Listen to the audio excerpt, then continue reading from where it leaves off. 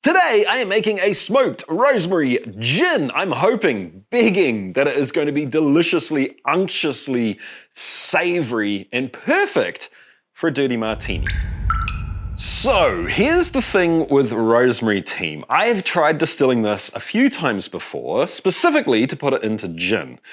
And yes, the rosemary flavor does carry over, but I tend to get a more kind of fresh, piercing, almost like herbal floral flavor from it, which is great. There's nothing wrong with that.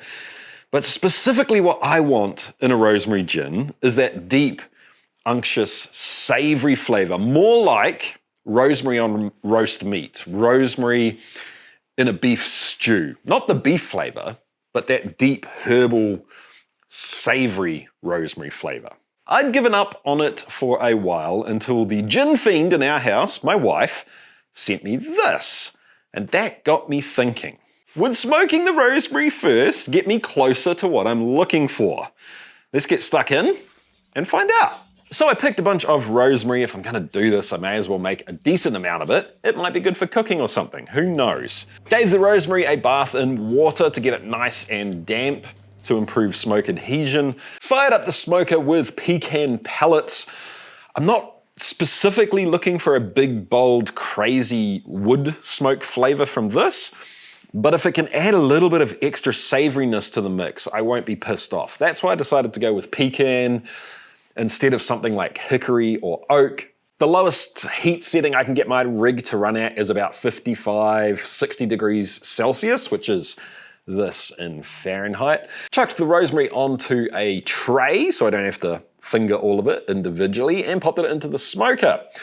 Every 45 minutes or so I gave it another spritzing with water once again to help with smoke adhesion and let it run for about 5 hours in total. And here, oh, it's all falling apart, is the final result. And I have to say guys, the smell is totally what we're looking for here.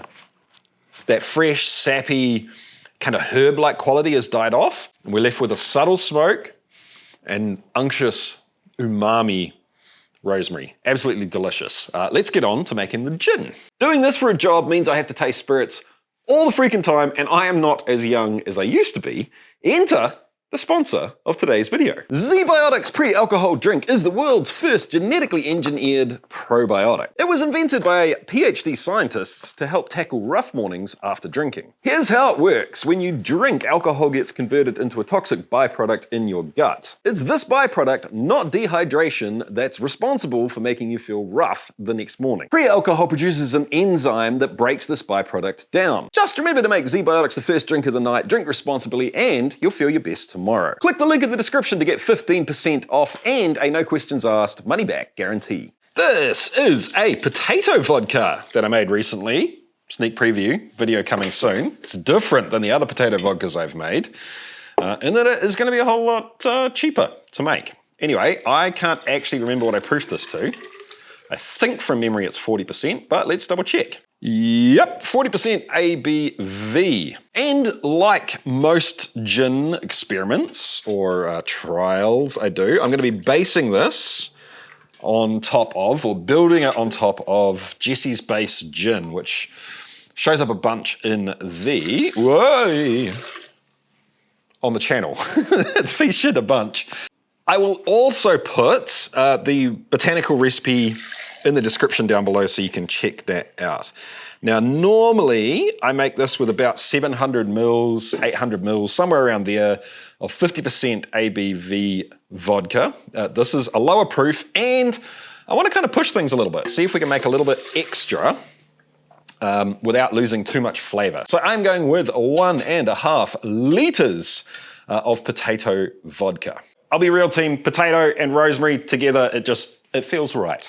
All right, so let's get this plugged in and heating up because we're going to macerate it at about 45, 50 degrees Celsius. Now you could go out and source all the botanicals yourself, weigh them out, crush the stuff you need to crush and get it ready to put into the pot. Or if you want to, you could buy our recipe pack. These are now available in America and New Zealand / Australia. Obviously, if you get everything individually and figure it all out, it's going to be more economical to do it that way. And that's why I'm giving you the damn recipe. But if you just want to grab it and go, this is available. Right now, at the time of filming, this is the only size pack we have. But by the time this video is uploaded, hopefully, we'll have a pack that is 3 times the size as well. Because honestly, team, most of the damn cost is in the labor of packing it, the bag and the label, so it makes sense to make a bigger one for you guys as well. Anywho, so rip the top. Dang, that smells good, guys, gotta say. And tip the whole damn thing in. Now we have the question of how much of this rosemary to put in here. And the answer to that is, I don't freaking know. We're gonna make it up as we go.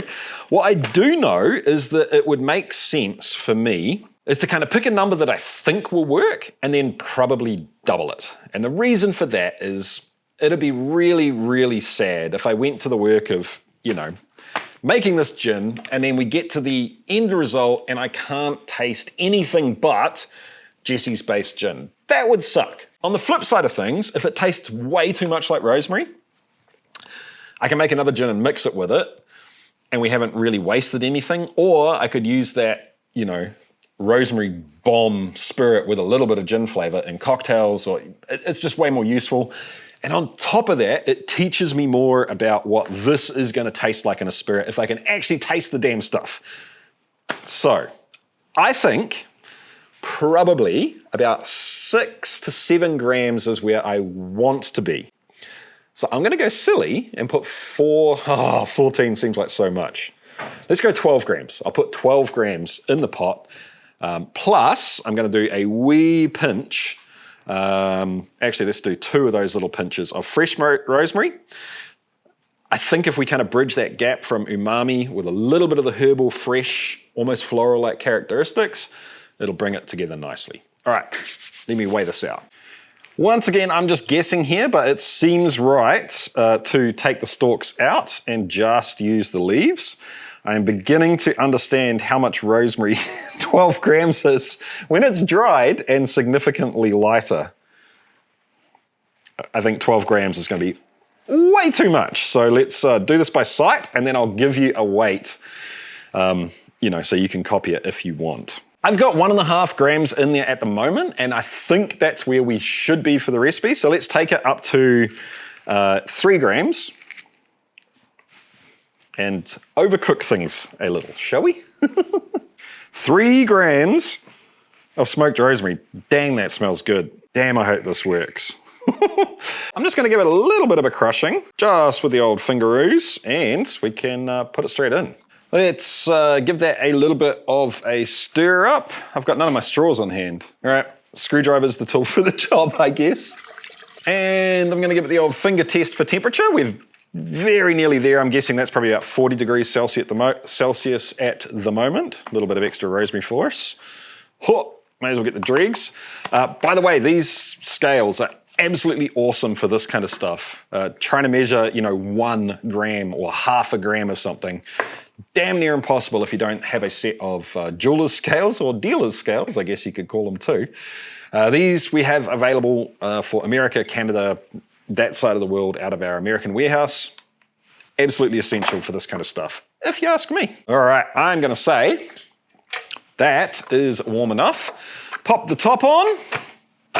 Let's forget about it for about an hour and a half, 2 hours.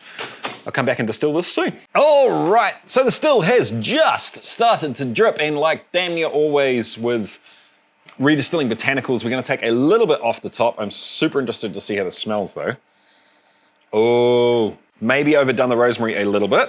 Definitely getting some strange jagginess coming from the just weird botanically-ness at the beginning of the run. But that should clear up in almost no time at all. I'm gonna call it right there. Cool. So it really takes almost no time at all, folks, to, you know, it's what? I don't know, maybe 15, 20 mils or something like that. But it is worth taking just a small amount off the top. It's also the first time I've used that Jesse's Base Gin from the recipe pack, and the recipe pack uses dried lemon peel instead of fresh lemon peel. So that's another variable that I'm testing out right now. But all things point to this being good right now. We'll see. We are about 200 mils into collecting this, and something unfortunate but not entirely unexpected has popped up. And that is I am getting a very slightly soapy taste to the spirit. I'm always a little concerned about soap flavor when using herbs and distilled spirits that I'm doing it in a different way that I haven't done it before. Right now, it's not terrible, and I'm hoping if it doesn't last too long, it'll be almost unnoticeable in the final product. Just another thing to keep track of. We've hit another unexpected little hiccup in the run, and that is right now, I'm getting an almost astringent note. And I think I'm almost certain it's coming from the rosemary because I've never run across this before in a gin run at this point in time. We're about 450, 500 mils into the run, and I'd expect to get another 100 or so mils at least. Let's just check our proof. Okay, so we're at about, we're still at about 66%. I'll probably normally take that down to 55, 50. So I've just switched over to another little jar, and I'm hoping that this is just a stage that it's going to go through, and we'll still be able to get a little bit more good product down at the bottom. Oh, okay, it's cleared up already. All right, we'll put this back in, we'll keep collecting, but I'm going to watch this like a freaking hawk. So it doesn't taste bad yet, but the flavor is starting to drop off. Normally that happens around 55%. Let's just double check. We're at about 58%, so I'm not totally surprised. I would have liked to collect a little bit more product, I'll be real with you. But you know what? Let's tip this out. We'll just collect in here for a little while and see how we go. I wouldn't be surprised if kind of the resinous aspect of the rosemary kind of messes with when other botanicals come off the still. I'm not saying it does, I'm just saying I wouldn't be surprised if the bottom half of this distillation is a little bit different than normal. So we'll keep this for sure. We'll see how we go here for another 10 minutes or so, see if there's anything worth keeping. So I'm down just above 50% at the moment, and it's still not doing anything that strange. Not getting any real new flavors, so I'm gonna kill this.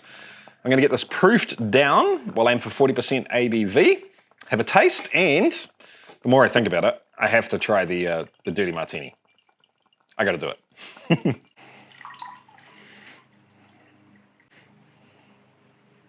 I've bottled up most of the gin to take inside and enjoy. What I need to do now is taste this, see how it is, and then we'll try it in a Dirty Martini. But good things and bad things about this. The good thing is we have completely and utterly nailed that rosemary flavor. It is savory, it is umami, it is rounded and not piercing, or kind of that fresh, sappy rosemary flavor that I was getting in gins earlier on. I really, really dig that. The things that aren't so great is I'm getting just a touch of that soapy flavor still. And right now, it's a rosemary spirit with a little bit of gin. And I think, well, what I had in my mind, what I'd intended, was the exact opposite. It was a gin with a little bit of rosemary flavor. And I know we overdid the rosemary on purpose to make sure this would work. So I think if I halved the amount of rosemary back to that kind of maybe 1.5 grams, where I think this would be really good. I think that would dial the soap way down and let the botanicals shine through a little bit more. Potentially what I could do too is do a little bit less spirit. So use that gin pack, that, single serve recipe to make 1 bottle of gin instead of, 1 1/3 bottles of gin. That would dial up the botanical flavors and then reducing the amount of rosemary would dial back the rosemary and the soapy flavor. Don't get me wrong, the soapy flavor isn't bad at all. Like, I'm still thoroughly enjoying drinking this. Let's make a martini. That's what this was for after all, right? It would seem most of my cocktail making supplies have been stolen for kids' projects. So we're doing this down and dirty.